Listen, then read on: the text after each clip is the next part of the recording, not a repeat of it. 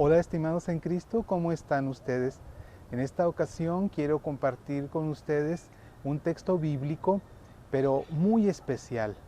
Este texto bíblico es especial para mí porque es de esos pasajes que en automático, cuando escucho hablar de él, cuando en alguna ocasión alguien menciona alguna parte de este texto, o cuando en la misa toca que esas sean las lecturas, o cuando un sacerdote o algún temista en alguna conferencia escucho que menciona ciertas palabras de este pasaje, es de los que en automático me transportan al tiempo de Jesús. Y es de los que me permite verlo y me permite escucharlo.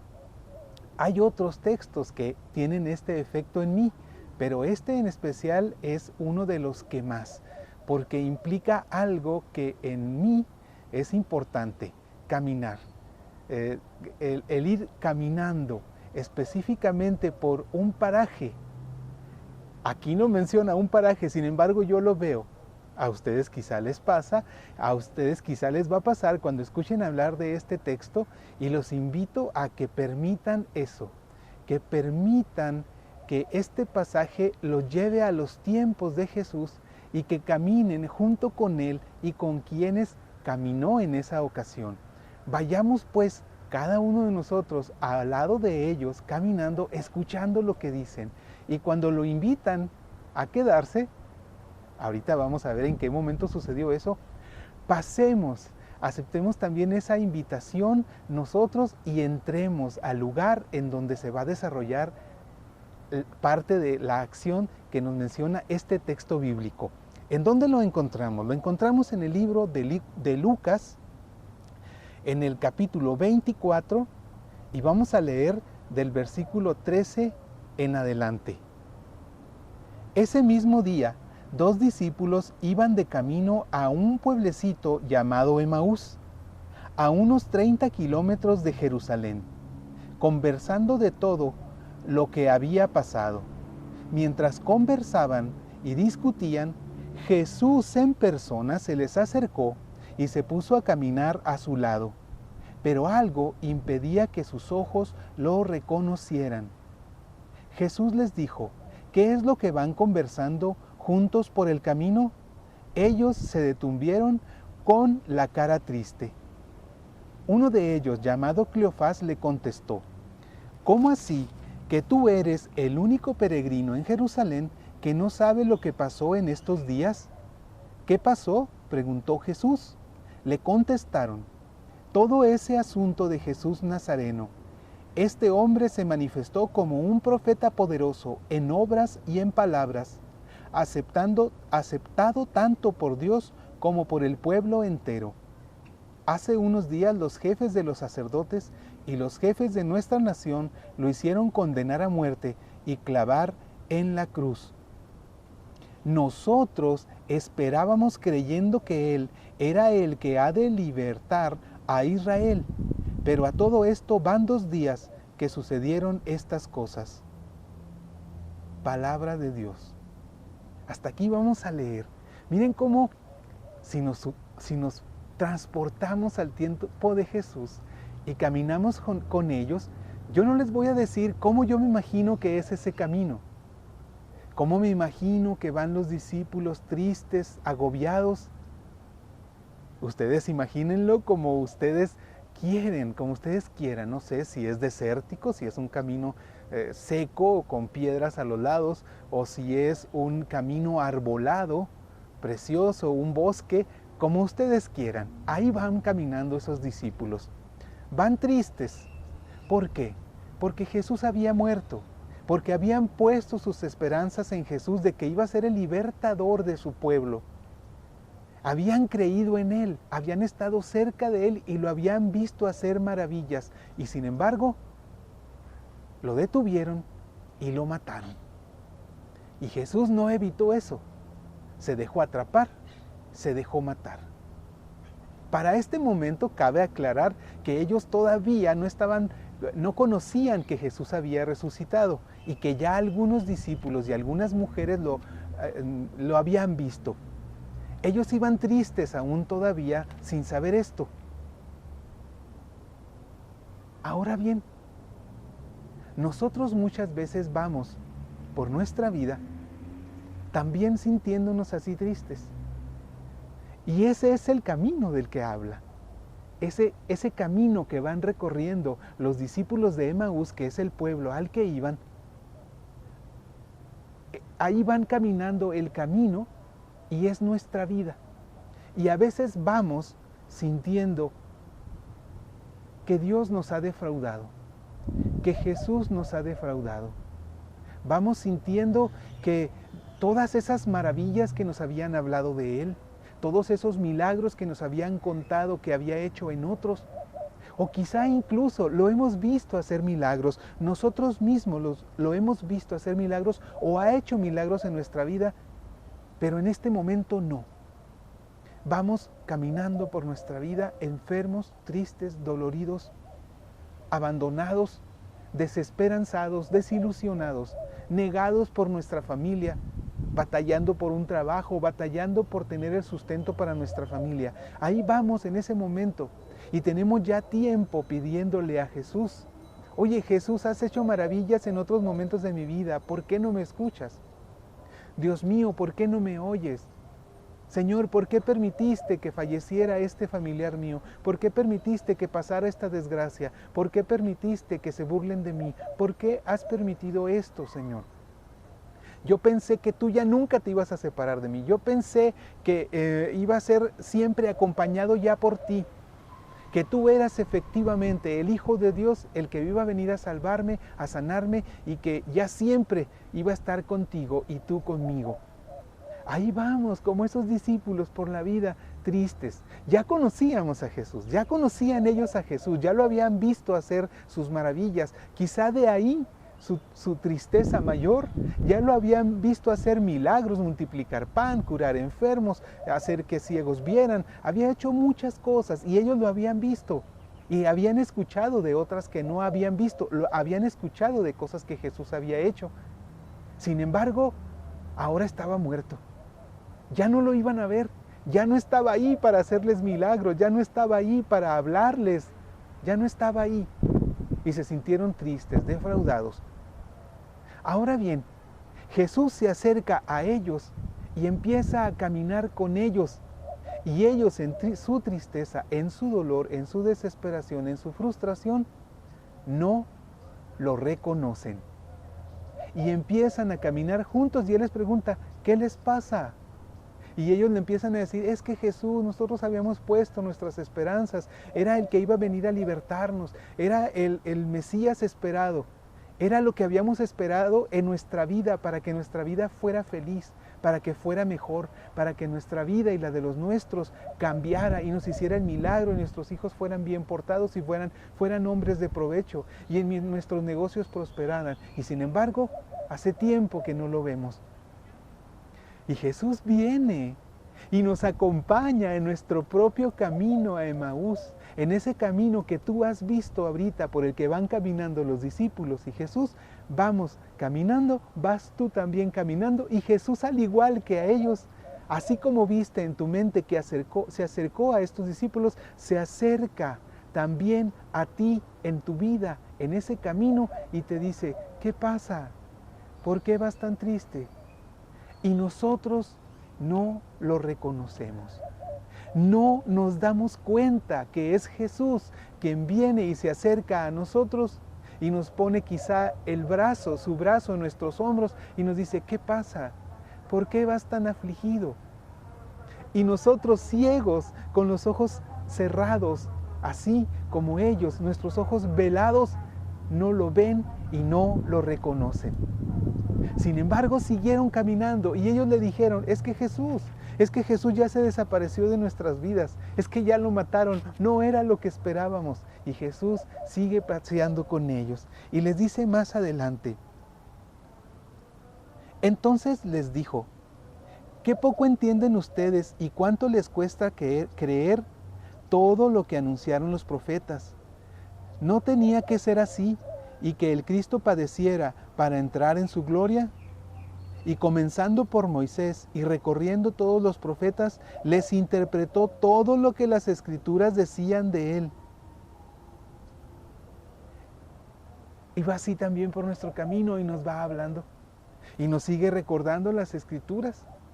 Y cada vez que nosotros vamos y escuchamos a alguien que habla de Jesús, Él nos sigue repitiendo las mismas promesas. Las promesas son las mismas, pero no lo estamos viendo que está al lado nuestro y que va caminando con nosotros. Y nos habla y leemos, y muchas veces cuando estamos tan frustrados en un intento de volver a comunicarnos con Él y de que Él se haga presente en nuestra vida, o quizá de que por primera vez se haga presente en nuestra vida Jesús, practicamos la bibliomancia. La bibliomancia sería la lectura de la Biblia, pero vamos y decimos, Señor, háblame. Y tomamos la Biblia y la abrimos en algún lugar y la empezamos a leer. Y quizás sí nos habla, pero no lo entendemos. Seguimos sin verlo. Y nos habla y nos da un mensaje muy claro y nos dice, haz esto, haz aquello, lo que está faltando es esto, lo que está faltando es esto otro. Para que entiendas el por qué ahora me separo un poco de ti, para que entiendas el por qué ahora no me sientes, el por qué ahora en tu desesperación y tu frustración crees que yo ya no estoy contigo. Pero seguimos sin verlo, seguimos sin escucharlo. Seguimos sin sentir que Él camina con nosotros y que está de nuevo con nosotros, que ha regresado a nuestras vidas. Más adelante, en el versículo 28 de este capítulo 24 de Lucas nos dice, cuando ya estaban cerca del pueblo, Emaús, al que ellos iban, Él aparentó seguir adelante. Pero le insistieron diciéndole, quédate con nosotros, porque cae la tarde y se termina el día. Entró entonces para quedarse con ellos. Qué importante esto. Ellos estaban tristes, estaban agobiados. No lo reconocían, sin embargo le decían, quédate con nosotros, quédate con nosotros. Es importante insistirle, Señor, no te veo. Señor, no te escucho. Señor, no veo tus milagros, no siento que estés haciendo en tu vida. Señor, parece que te has ido, te has olvidado de mí. Pero insistirle es importante. Ellos le dijeron, Señor, a pesar de todo, yo no te corro de mi casa. Así habría que decirle y hay que decirle, Señor, mira, hace tiempo que te pido. Y tú parece que efectivamente te mataron y ya no existes, ya no estás.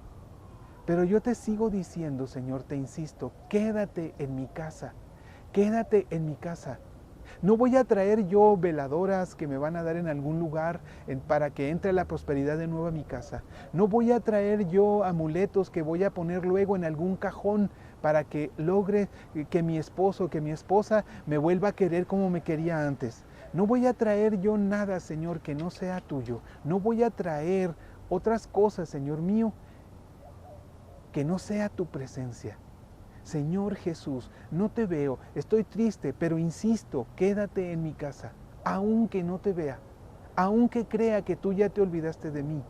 Así le insistieron ellos y le dijeron, quédate, quédate con nosotros.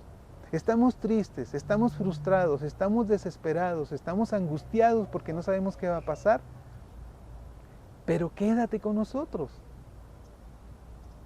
Y así como invitaron a Jesús, yo les digo, ahora imagínense la casa en Emaús, ya llegamos a Emaús, y le dijeron, quédate. Entonces ahora, invitados como dije que íbamos a estar también nosotros, entremos. ¿Cómo se imaginan la casa?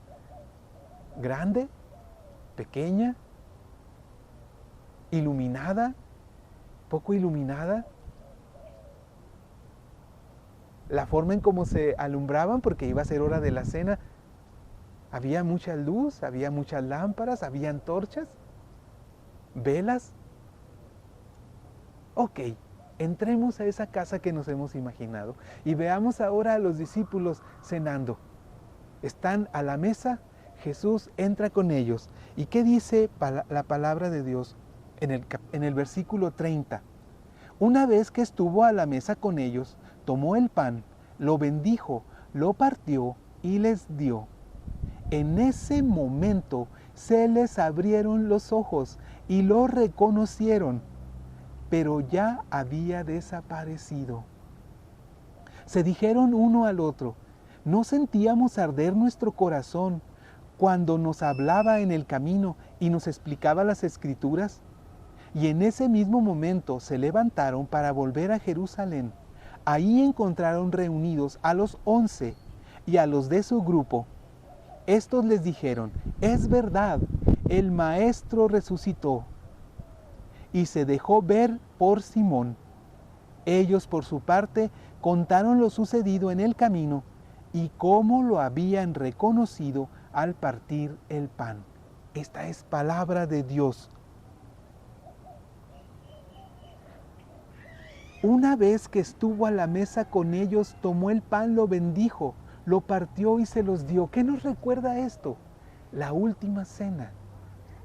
Se repite de nuevo el tomar el pan, bendecirlo, partirlo y compartirlo. De nuevo aquí. ¿Y qué es esto? Es la Eucaristía, es la misa, es la consagración. La consagración, el momento en el que Él se convierte en pan y en vino. Y dice que cuando se los dio ese pan, en ese momento se les abrieron los ojos y se dieron cuenta: es Jesús, sí estuvo con nosotros en el camino, sí nos acompañó, nos estuvo hablando, nos estuvo explicando, se quedó con nosotros, entró a nuestra casa, atendió todo lo que le dijimos. Incluso nuestras quejas y nuestras frustraciones las escuchó y no se molestó. Y cuando partió el pan fue cuando reconocieron que era Él. Y cuando quisieron verlo, que dijeron: es Jesús, es el Maestro. Había desaparecido, ya no estaba. La misión de Jesús, la intención de Jesús de acompañarlos se había cumplido. En ese momento se dieron cuenta. La Eucaristía. En la Eucaristía es cuando se nos abren los ojos. Participando de la Eucaristía, en el versículo 35 dice: ellos por su parte contaron lo sucedido en el camino y cómo lo habían reconocido al partir el pan. ¿Recuerdan ustedes en la misa, cuando han ido a misa y que han visto el momento en el que el sacerdote muestra la hostia partida? Ahí está la fracción del pan. En ese momento se les abrieron los ojos.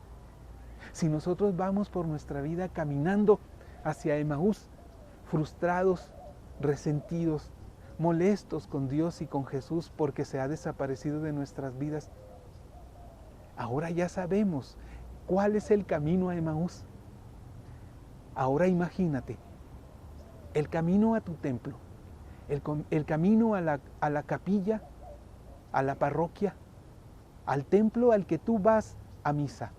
Ahora imagina ese camino y ahora ya sabemos cuál es el camino que nos va a llevar al momento en el que, al momento de partir el pan y de participar de él, porque dice compartir el pan, al momento que lo compartieron, al momento que nos alimentamos de ese pan, es cuando esos ojos, nuestros ojos, así como estos discípulos, se nos van a abrir y vamos a darnos cuenta: Señor, sí estabas conmigo. Señor, sí venías hablándome por el camino, explicándome las Escrituras y explicándome y diciéndome: es que aquí está todo ya escrito. Al momento que vayamos con Él y que vayamos a la fracción del pan y comulguemos con Él, en ese momento se nos van a abrir los ojos y muchas cosas van a quedar claras a nuestra vista. El por qué no se hizo presente en nuestra enfermedad, el por qué no sanó a ese pariente enfermo que ya falleció, el por qué nuestra relación sentimental con nuestra novia, novio, esposo o esposa o con nuestros hijos no está bien y no funciona bien. Cuando nosotros nos presentamos a misa y comulgamos, en ese momento nuestros ojos se empiezan a abrir y empezamos a entender el por qué Jesús no se hacía presente, o por lo menos no lo veíamos presente, porque sí lo está.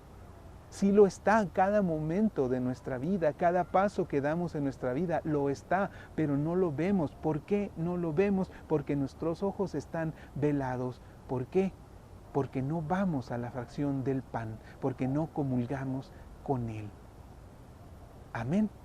Pues ahí está. Espero este viaje, este paseo, este camino hacia Emaús haya sido de provecho. pues soy su hermano en Cristo, quien le pide a Dios nos bendiga a todos. Muchas gracias. Dios los bendiga.